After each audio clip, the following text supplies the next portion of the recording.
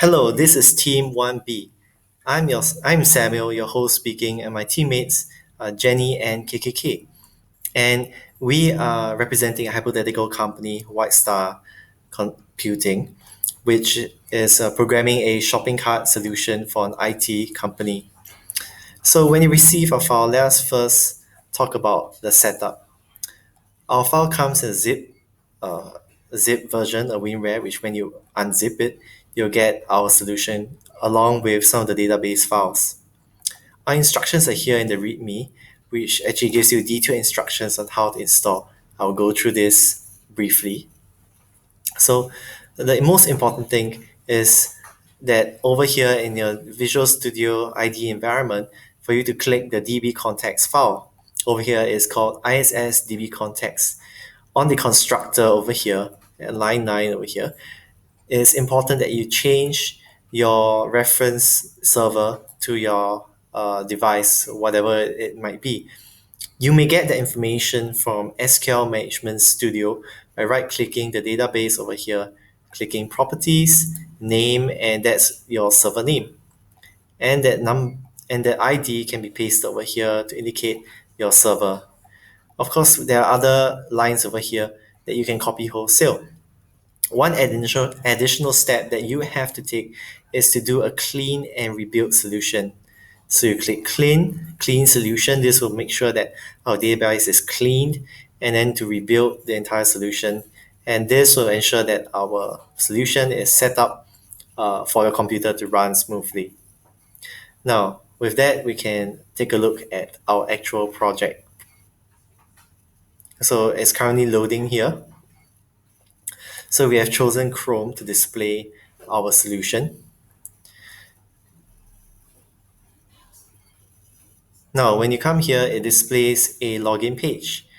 Our login page is designed to give you various validation procedures. For example, when there's actually no username and password, and you press login, it tells you to fill in the field. If the wrong username and password is entered, it will actually display an error that tells you that no such account exists inside the database. So here it shows that customer does not exist. Additionally, we have added a sessions function. So our solution will track a session for a different account. So example here, so let me sign into my account, Samuel, and let us create a new window in incognito mode. So as you can see, we can open a new shopping cart solution, and we can actually enter. It shows a login page showing there's a new session and another account, which is Jenny's account, which is my my teammate. Password 1, and with that, a new account is entered into. Um, So let us close this window and go back to our actual solution. As you can see over here, this is our gallery, and it displays all our products, retrieving it from the database, the picture, description, price, product, and we have added the additional feature of an inventory, assuming that there's a limited inventory in our company. So this is one of our special features that we have included. On top of that, when the customer, for example, searches for super, it filters and you get back the specific product that meets the requirements of the query. This is to enhance customer experience. As you can see, when you add the carts, the number of items in the cart is actually updated at the top right corner with this cart logo, and it shows 6 items are in the cart. When you're ready to check out, you can click the cart and you enter the cart page. Here you can also adjust the amount of the quantity of a specific IT solution using the plus and minus logo. The limit is of course the stock. We will not demonstrate as it requires quite a number of clicks, but when the minus button is pressed to the point that quantity reaches 0, it is automatically removed. Only unique entries are actually included inside the cart.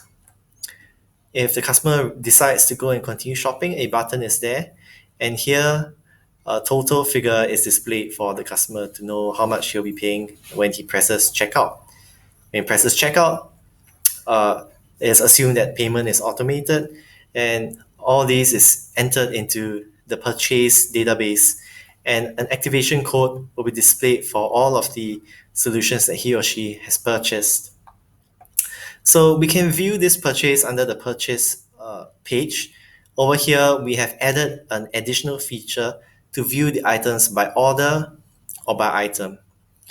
Under the by item feature, every unique entry is displayed, even though there is a repeated entry of a certain IT solution, it will be displayed on a different row. But let's see what happens when we add an additional card and check it out.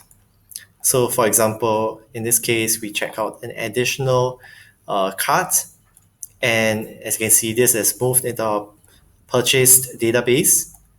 Now over here, we can see that there have been two cards that have been checked out, and you can view the activation codes that are required to activate the software solution by clicking the list icon, and there you can see the activation codes. Of course, you can see that for those with multiple entries, there'll be multiple activation codes. So the activation codes have been programmed in such a way that it will generate it if there's a mismatch between quantity and quantity purchased. So the activation codes are generated using an algorithm that combines the IDs of the various items. So with that, we have our comprehensive solution, and we can press logout, and we go back to our login page ready for the next user to use.